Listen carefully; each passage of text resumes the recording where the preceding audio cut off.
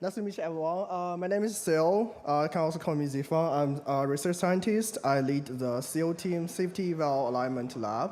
So a few things, if you're not familiar with, we build benchmarks such like humanities last exam. We build state-of-art jailbreaking methodologies. So today I'm not going to talk about any data-related stuff. I'm going to talk about some research work on frontier safety. So so I know a lot of people talk about guardrails, and it's a good thing. It's a product. It's a right thing to focus on right now. But I'm going to talk about something frontier, something like what happens in 6 months, what happens in 12 months.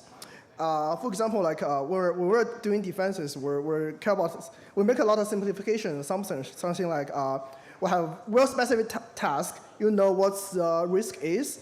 And you always assume like there's always external adversarial trying to do XYZ to your system, whatever. That's all you talk about in AI safety. So there's a lot of things like that. So today I'm going to just talk about like, I think guardrail is an important first step. I myself do a lot of red teaming, jailbreaking stuff. I publish papers like that.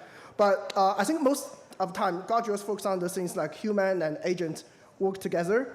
Like you kind of assume like agents interact with users most of the time. Which is probably true currently. Like you use cursor, you are the main interactor with the agent. But I think what happens in the next 12 months is there will be more autonomous nature of the agent. There's like agents doing most of the work on its own, and only like a very small fraction of the time it interacts with you. And there's a lot of things happen behind the scene. That's the first thing, autonomy.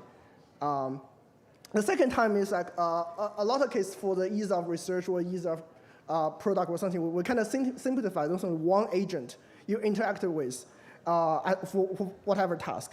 But you should really think about like in another 6 months or 12 months, we're talking about not just one agent. We're talking about 1,000 agents or 10,000 agents because agents are much easier to scale up compared to human employees. We're talking about an entire organization, just AI agents. And how do you ensure they work together? How do you ensure there's no collision? How do you ensure there's no spies in the agents?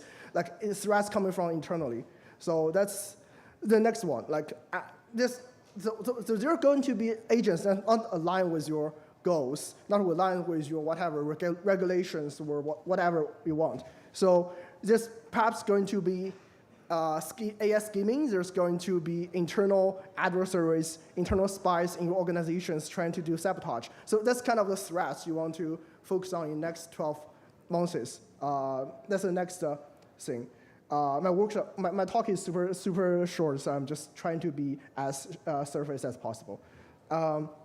So with that being said, I'm talking about like the thing you should think about is like your research goal is trying to ensure like that's our kind of our thesis statement somehow. Like how do we ensure human sovereignty in a world like 99% of work is done by AI? How do you ensure human sovereignty there? So there's like a lot of research directions currently working on like chain of thoughts, action monitoring, also user monitoring to build the safeguard. Because why we want to do this type of monitoring? Because a lot of the time the harm is contextual.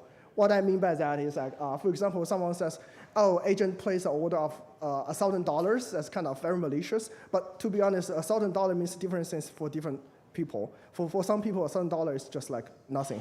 They don't care about. So harm is contextual.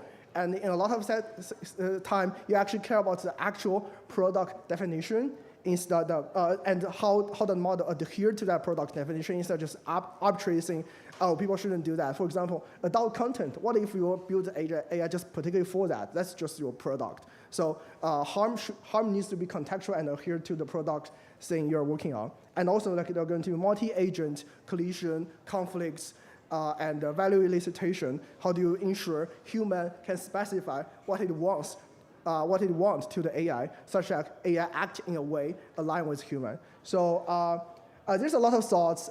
We do have a paper. It's not that directly reflecting what I'm talking about, but it's kind of like related to what I was talking about, like a red teaming roadmap towards system safety. Okay. Last slide is advertisement. So we're doing agent safety research in scale. Thank you.